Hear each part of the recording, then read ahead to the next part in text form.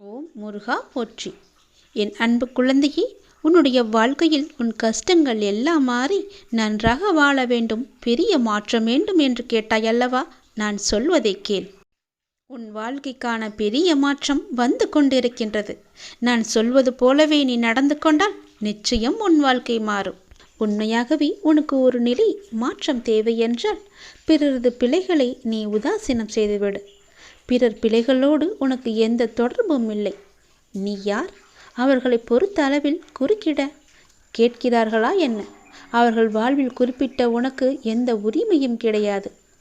நீ உன் காரியத்தை மட்டுமே கவனித்து வா. ஆனால் அதே சமயம் உன் பிழைகளை உதாசீனம் செய்து விடாதே. அவற்றை மாற்ற வேண்டியிருக்கிறது. அவற்றை வென்றெடுக்க வேண்டியிருக்கிறது. வழக்கமாக எல்லோரும் தத்தமது குறைகளை கண்டு கொள்ளாமல் பிறரது பிழைகளை பற்றி பெரிதுபடுத்தி பேசுகிறார்கள். அதுதான் அகங்காரத்தின் போக்கு. ஆகவே அகங்காரமற்று இருக்க வேண்டும். முயற்சிதான் வெற்றியின் முதல் படி. அதை அடைய எத்தனை முறை தோற்றாலும் முயற்சியை மட்டும் விட்டுவிடாதே. எண்ணத்தில் தூய்மையும், சொல்லில் இனிமையும், செயலில் நேர்மையும் கொண்டு வாழ்க்கை வாழ்ந்து வந்தால், நாம் எளிமையான வாழ்க்கையை வாழ்ந்து வந்தால் நிச்சயம் நம்முடைய வாழ்வில் நல்ல மாற்றங்கள் ஏற்படும். உனது எண்ணங்கள் அனைத்தும் தவறாக நடக்கின்றது, என்ன செய்வது என்று யோசிக்காதே. அனைத்தும் மாறும். எதிலும் நிதானமாக யோசித்து செயல்படு.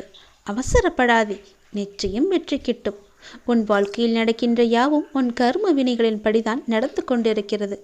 அப்படி இருக்கையில் நீ துயரங்களை எதிர்கொண்டுதானே ஆக வேண்டும்.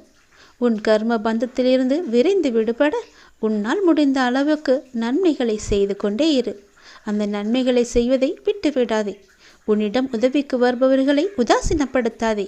உன்னால் முடிந்த உதவியை இல்லை என்று சொல்லாமல் நீ அவர்களுக்கு செய். இல்லை என்ற சொல்லே உன் வாயிலிருந்து வரக்கூடாது.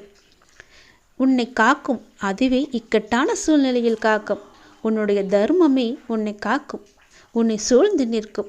வாழ்க்கையில் இன்பமும் துன்பமும் அவரவர் கையாளும் வகையில்தான் இருக்கின்றது. மற்றவர்கள் எல்லாம் நிம்மதியாக சந்தோஷத்துடன் வாழ்கின்றார்கள். நமக்கு மட்டும்தான் துயரம் இருக்கிறது என்று நீ புலம்பிக் கொண்டிருக்கிறாய். அது முற்றிலும் தவறு. எல்லோருக்குமே அவரவர் வாழ்க்கையில் சென்று பார்த்தால்தான் தெரியும் அவர்கள் படும் கஷ்டங்கள் என்ன, துயரங்கள் என்ன, எவ்வளவு அனுபவிக்கிறார்கள் என்று. பொறுமையையும் நம்பிக்கையை மட்டும் எந்த சூழ்நிலையிலும் கைவிடாதே. யாரோடும் உன்னை நீ ஒப்பிட்டு கொள்ளாதே. பொறுமையும் நம்பிக்கையும் உன்னில் சூழ்நிலையில் எப்போதும் காப்பாற்றும். உன்னை விட்டு யார் விலகினாலும் நீ கவலைப்படக்கூடாது. எல்லாம் நன்மைக்கே என்று எடுத்துக்கொள்ள வேண்டும். நீங்கள் மென்மேலும் வளர்ச்சியடைந்து வாழ்வில் வெற்றி பெற வேண்டும் என்றால் நான் சொல்வதையெல்லாம் நீ கடைப்பிடித்துதான் ஆக வேண்டும்.